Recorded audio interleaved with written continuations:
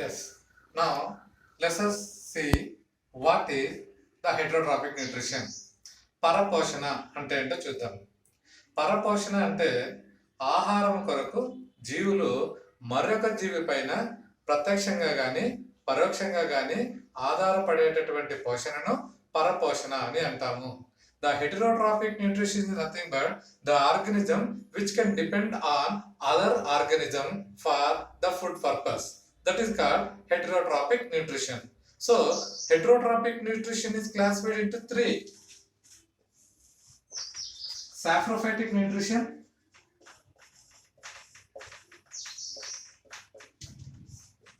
parasitic nutrition,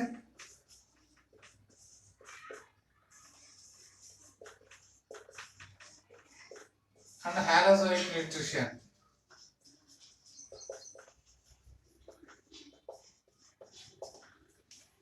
Saprophytic nutrition, parasitic nutrition, and halozoic nutrition. So let us understand what is the saprophytic nutrition. Saprophytic means sapro means rotten. That means where the organism can feed on the rotten food materials of plants and animals, or dead and decaying organs of plants and animal bodies. Such kind of organisms are called saprophytic nutrition. Most of this kind is fungi or some kind of bacteria. So that you say saprophytic nutrition is nothing but the organism which feed on the dead and decaying organic material of the plants and animal body or rotten food material. Now let us see what is the parasitic nutrition. Parasitic nutrition means the organism which depend on another organism without making harmful to the organism. Such organism which can make the host for them, and the organism which feed on is called parasite. So here in the parasitic nutrition we can hear the words of host and parasite. Host and parasite. So here the Cuscuta. Cuscuta is the plant which is called amarbel. This plant is live on other green plants. That green plants are called host. Here in the Cuscuta can consume the food material from the host. So further the Cuscuta which doesn't have any leaves and roots and stem, that means it has a golden thread like structure. But how it can consume the food material or how it can get the food material from the host means this Cuscuta contains the haustorium. Haustoriums are the structure which is present in Cuscuta to absorb the food material from the host. Most of these plants may depend upon the green plants which use plants and shrubs and some more. Such that this is called parasitic nutrition. And let us see what is the holozoic nutrition. Holozoic nutrition nothing but the nutrition which is taking solid food material. Holozoic nutrition means the animal which can take the food material in the solid form. So this is the heterotrophic nutrition. సాధారణంగా పూతికాహార పోషణ అంటే చనిపోయిన లేదా కుళ్ళిపోయినటువంటి జీవుల యొక్క కర్బన పదార్థాలపై జీవించే జీవులను పూతికాహార పోషణ అని అంటాము. ఆహారం కొరకు వేరొక జీవిపై ఆధారపడేటటువంటి జీవులను పరాన్న పోషణ అని అంటాము. పరాన్న పోషణలో మనకు కస్క్యూటా అనేటటువంటి ఒక మొక్కను మనకు పరిచయం చేయబడింది. ఈ కస్క్యూటా అనే మొక్కలో పత్రాలు కాండాలు అనేటటువంటి నిర్మాణం లేకుండా బంగారు తీగ వలె మొత్తం ఒక పచ్చటి మొక్క పైన వ్యాపించి ఉంటాయి. ఇక్కడ ఆహారాన్ని తీసుకోవడానికి హాస్టోరియంలో అనే ప్రత్యేకమైన నిర్మాణాల ద్వారా ఈ కస్క్యూటా మొక్క హోస్ట్ మొక్క అతిథేయ మొక్క నుండి ఆహారాన్ని తీసుకుంటుంది. ఇంకా ఘన పదార్థాలను ఆహారంగా తీసుకునేటటువంటి పోషణ విధానాన్ని హలోజోయిక్ న్యూట్రిషన్ అని అంటాము. ఇక్కడ ఘన పదార్థాలని ఆహారంగా తీసుకోవడం జరుగుతుంది. సాధారణంగా అన్ని జీవులు ఘనమైనటువంటి లేదా ఘనాహారాన్ని తీసుకుంటాయి కాబట్టి అభివృద్ధి చెందిన అన్ని జీవుల్లోనూ హోలోజోయిక్ న్యూట్రిషన్ మాత్రమే చూస్తాము. ఇప్పుడు మనము హోలోజోయిక్ న్యూట్రిషన్ గురించి నేర్చుకుందాం. Holozoic nutrition contains 5 steps. Number 1, ingestion, digestion, absorption, assimilation, and digestion.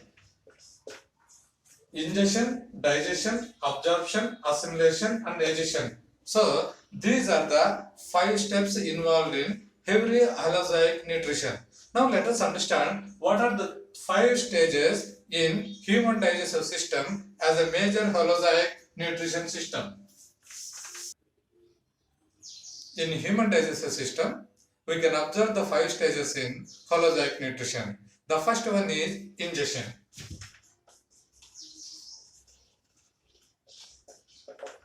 Ingestion started with the mouth. That means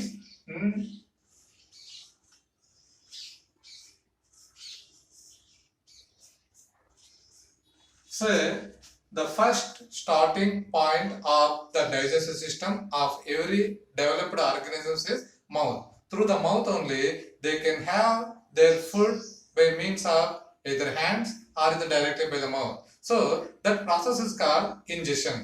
Ingestion in the human being, the ingestion takes place in the mouth. The mouth contains 3 major important organs. 3 major important organs. These are teeth, tongue, salivary glands. మానవ జీర్ణ వ్యవస్థలో మొట్టమొదటిది నోరు. ఈ నోటిలో 3 ప్రధానమైన భాగాలు ఉంటాయి. దంతాలు, నాలుక, salivary glands, లాలాజల గ్రంథులు. ఇక్కడ teeth helps in to cut, crush and grind the material. Teeth helps here to cut, to tear, to crush, to grind. Further, here in human being, for all this purpose, the teeth are arranged in a separate manner. That is called teeth formula. You say here the teeth will, what is the purpose of teeth here? To cut, tear, crush and grind. For that, to cut, the teeth are called incisors. To tear, this is called canine. To crush, this is called the molars. To grind, this is free molars. Free molars. అంటే దంతాలు ఉన్నటువంటి 4 రకాల్లో కుంతకాలు ఆహార పదార్థాన్ని కొరకడానికి, రదనికలు ఆహార పదార్థాన్ని చీల్చడానికి, అంటే చెరుకులు కానీ ఎముకలు కానీ ఎముకకు ఉన్నటువంటి ఆ కండర పదార్థాన్ని చీల్చడానికి కానీ ఈ రదనికలు అనేవి ఉపయోగపడతాయి. చర్వణకాలు అనేటటువంటివి ఆహార పదార్థాన్ని నూరడానికి, మెత్తగా నూరడానికి అగ్రచర్వణకాలు అనేటటువంటి ఈ 4 భాగాలు దంతాల్లో దంత ఫార్ములా రూపంలో అమరి ఉంటాయి. తర్వాత tongue. Tongue is useful to adjust the material under the teeth for well grinding as well as to get the taste. ఆహార పదార్థాలు బాగా నమలడానికి, దంతాల కిందికి తోయడానికి మరియు రుచిని కనుగొనడానికి నాలుక ఉపయోగపడుతుంది. తర్వాత లాలాజల గ్రంథులు, salivary glands. Salivary glands secretes salivary amylase. Salivary amylase. This salivary amylase break down the starch material into simple glucose. These salivary amylase break down the starch material into simple glucose.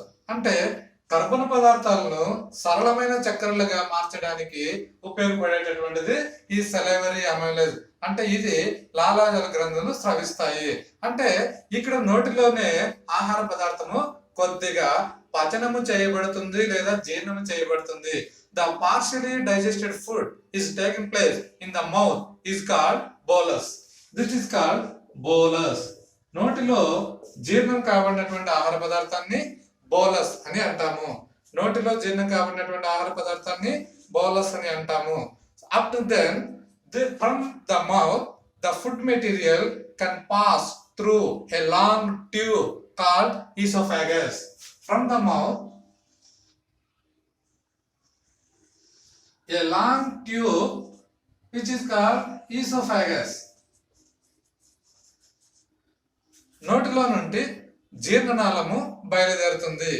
జీర్ణనాళం యొక్క లోపల గోడలు సాగే కండరాలతోనూ సంకోచ వ్యాకోచాలు చెందే కండరాలతోనూ mucus పొరను కలిగి ఉంటాయి. These esophagus are called the contractile muscle along with the mucus line, so that this shows the food material to pass in the manner of peristaltic motion. Esophagus shows the peristaltic motion.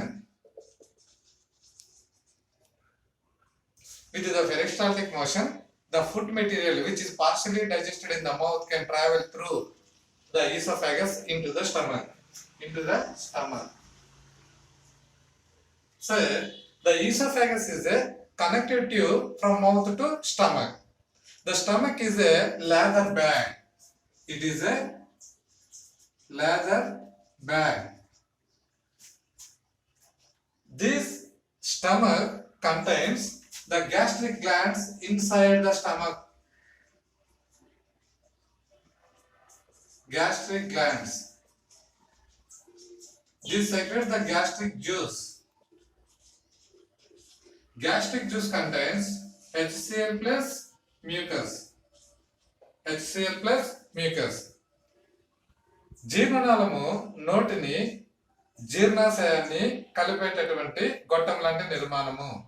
నోటిలో జీర్ణమైనటువంటి ఆహార పదార్థము జీర్ణనాళం గుండా జీర్ణాశయంలోకి చేరుకుంటుంది. జీర్ణాశయం లోపల గోడలు జఠర గ్రంథులను కలిగి ఉంటాయి. ఈ జఠర గ్రంథులు జఠర రసాన్ని స్రవిస్తాయి. జఠర రసంలో హైడ్రోక్లోరిక్ ఆమ్లము, శ్లేష్మము అనే పదార్థాలు ఉంటాయి.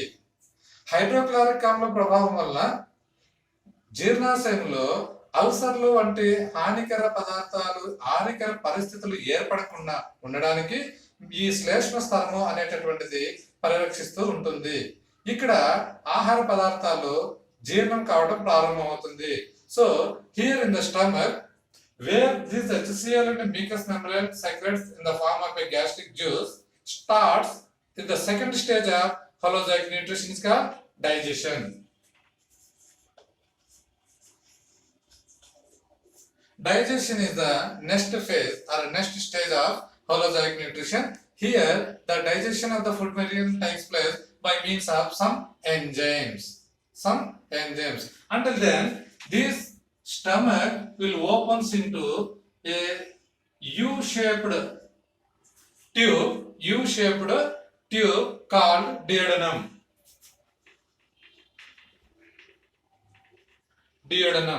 The duodenum connects liver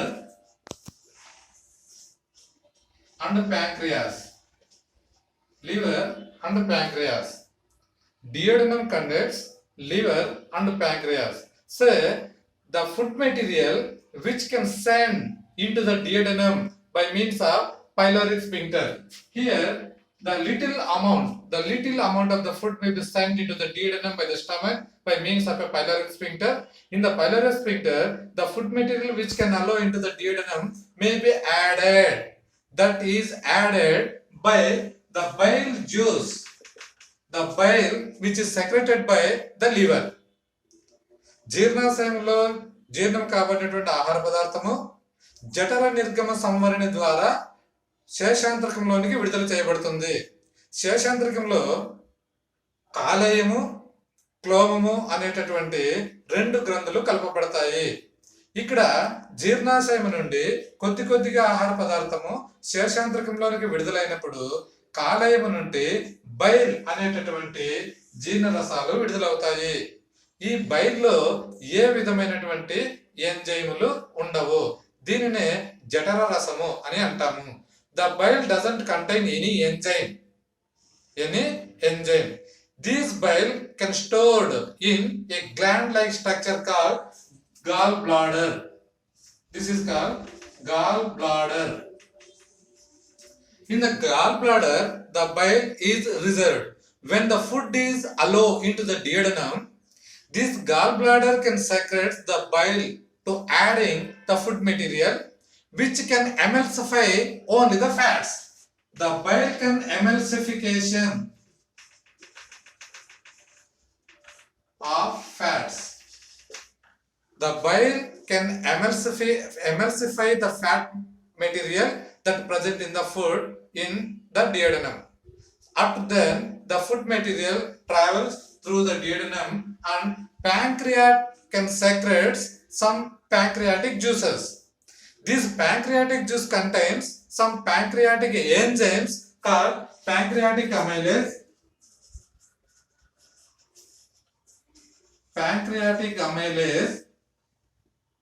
trypsin, క్లోవరస్ లో ఉన్నటువంటి అమైలేజ్, ట్రిప్సిన్ మరియు లైఫేజ్ లో ఆహార పదార్థాల్లో ఉన్నటువంటి కార్బోహైడ్రేట్లు, ప్రోటీన్లు, క్రొవ్వుల పైన పనిచేస్తాయి. The pancreatic amylase works on the carbohydrates, trypsin works on the proteins, and lipase works on the fat that are present in the food material. ఈ ఆహార పదార్థాల్లో ఉన్నటువంటి ఈ మేజర్ అంటే ప్రధానమైనటువంటి ఈ ఆహార పదార్థాలను సూక్ష్మంగా బాగా జీర్ణం చేయడానికి ఈ ఎంజైమ్లు ఉపయోగపడతాయి. అక్కడ నుండి ఈ ఆహార పదార్థము చిన్న ప్రేగుల్లోకి ప్రయాణిస్తుంది. Until then, by getting the breakdown into so many particles and pieces, the food can enter into the intestine. In the intestine, the next stage of holozoic nutrition or absorption will take place.